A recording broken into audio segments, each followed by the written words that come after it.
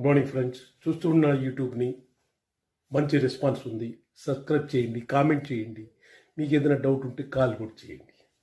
First వచ్చి భిక్షగాళ్లకు దానం చేయడం మంచి పాపమా పుణ్యమా? మంచి పాపమా పుణ్యమా అంటే మీరు భిక్షగాళ్ళకి దానం చేస్తూ ఉంటారు, క్రాస్ రోడ్ దగ్గర కానీ, ఇంటి దగ్గర కానీ, బజార్లో కానీ, గుళ్ళు దగ్గర కానీ భిక్షగాళ్ళని మీరు ఎంకరేజ్ చేసినట్టు వాళ్ళు పని చేసే వాళ్ళని కూడా పని చేయకుండా వచ్చి మా దగ్గర తీసుకుంటారా, మా దగ్గర భిక్ష అడుక్కోండి అని చెప్పి పక్కన కూర్చొని పెడితే మీరు భిక్షగాళ్ళని ఎంకరేజ్ చేసినట్టు ఉంటుంది. నంబర్ ఆఫ్ భిక్షగాళ్ళు పెరుగుతున్నాడు. Beggars you are increasing. That is a పాపమా పుణ్యమా? అదొక పాయింట్. రెండోది, మనం అనవసరమైన ఖర్చులు రెండు పెడుతూ ఉంటాం. చాలా అనవసరం. క్రికెట్ కూడా చూడడము, సినిమాకి వెళ్ళడము, ఇంట్లో టీవీ ఉంటుంది, టీవీలో అన్నీ వస్తుంటుంది, చూడొచ్చు కదా. 1 డే 2 డేసే డిఫరెన్స్ ఉంటుంది, బ్రహ్మాండం దొరుకుతుంది.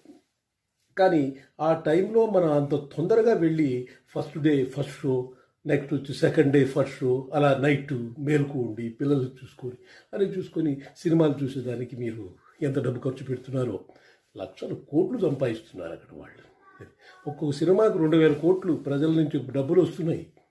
2,000 కోట్లు వస్తుందంటే ఒక సినిమా కంటే మనం ఇండియా పూర్ అని మనం ఏమైనా చెప్పగలమండి? ఇండియా పూర్ ఏం కాదు. ఎందువల్లంటే కోట్లే. వారానికి ఒక సినిమా రిలీజ్ అవుతుంటే 1000 కోట్లు వాళ్ళకు వచ్చేస్తూ ఉంటుంది. ఉన్న జనాభానే 1200, 121 కోట్లు అనుకోండి.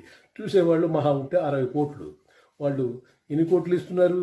1000 కోట్లు ఇస్తున్నారు. 2,000 కోట్లు వస్తుందంటే మీరు ఆలోచించండి. ఒక్కొక్కరి దగ్గర నుంచి ఎంత డబ్బులు వాళ్ళు తీసుకుంటారు. ప్రొడ్యూసర్ బాగుపడుతున్నాడో లేదా హీరోయిన్ బాగుపడుతుందో మనకు తెలియదు. మనం మాత్రం జోబీలు 0. ఓకే, అదొక పాయింట్.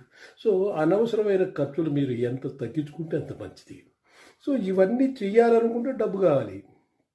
డబ్బు కావాలంటే తిరిగి పని చేయాలంటే మనం మార్కెటింగా లేదా ఎంప్లాయ్మెంటా లేదా బిజినెస్ చేస్తే చాలా బెస్ట్. మీ కింద వాళ్ళకి ఎవరికైనా ఎంప్లాయ్మెంట్ ఇవ్వచ్చు. అందువల్ల బిజినెస్ చేయడానికి ట్రై చేయండి. బిజినెస్ ఇమీడియట్గా పెట్టాలంటే ఇన్వెస్ట్మెంట్ ఉండాలి కదా. ఇన్వెస్ట్మెంట్ లేకుండా చేసి బిజినెస్ ఒకటి రియల్ ఎస్టేట్ మార్కెటింగ్ చేయండి, సంపాదించండి, దాన్ని దాచిపెట్టుకోండి. ఖర్చులు మాత్రం వేస్ట్ చేయకండి. స్టార్టింగ్లో డబ్బులు వస్తే తీసుకోవచ్చు. రజనీకాంత్ నార్మల్ షర్టు, 5 రూపాయల షర్టు వేసుకున్నా కూడా రజనీకాంత్ వాల్యూ ఉంటుంది. మీరు 5 రూపాయల షర్టు వేసుకుంటే వాల్యూ ఉండదు.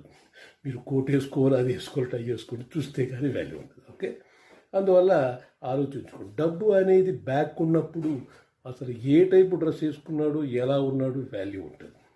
డబ్బు అనేది బ్యాక్ ఉంటుంది. ఆ డబ్బును సంపాదించడానికి మీరు ట్రై చేసి రియల్ ఎస్టేట్లో పెట్టండి. Okay, thank you.